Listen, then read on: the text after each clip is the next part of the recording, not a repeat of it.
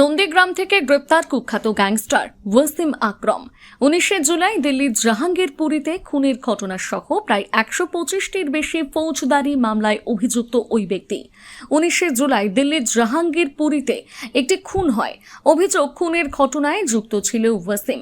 সেই ঘটনার তদন্তে নন্দীগ্রামে আসে দিল্লি পুলিশের একটি টিম। দিল্লি পুলিশ ও নন্দীগ্রাম পুলিশের যৌথ অভিযানে নন্দীগ্রাম থানার চৌরঙ্গি থেকে গ্রেপ্তার করা হয় ওয়াসিমকে। পুলিশ সূত্রে জানা গিয়েছে 125টির বেশি ফৌজদারি মামলা রয়েছে ওয়াসিম আকরমের বিরুদ্ধে। 20টি মামলায় তাকে ঘোষিত অপরাধী হিসেবে ঘোষণার প্রক্রিয়া চলছিল। 35টি গুরুতর মামলায় পলাতক ছিল। নন্দীগ্রামে গ্রেপ্তার করার পর সোমবার দিল্লি পুলিশ নিজেদের হেফাজতে নেওয়ার জন্য হলদিয়া মহকুমা আদালতে তোলে।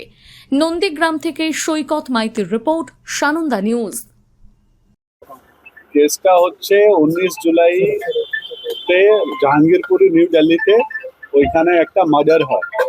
ওই মার্ডার কেসে অনেকেই যুক্ত ছিলেন। তার মধ্যে একটা ছেলে যার নাম হচ্ছে ওয়াসিম আলায়েজ লম্বু।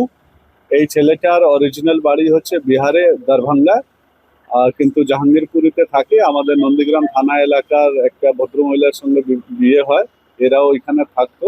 ওইখানে মার্ডার করে এখানে পালিয়ে এসে এখানে লুকিয়েছিল। দিল্লি পুলিশ এসেছিল এখানে।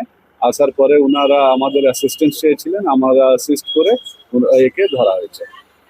এই হচ্ছে graded criminal, more than 125 cases pending against him. নন্দীগ্রামে কোথা থেকে?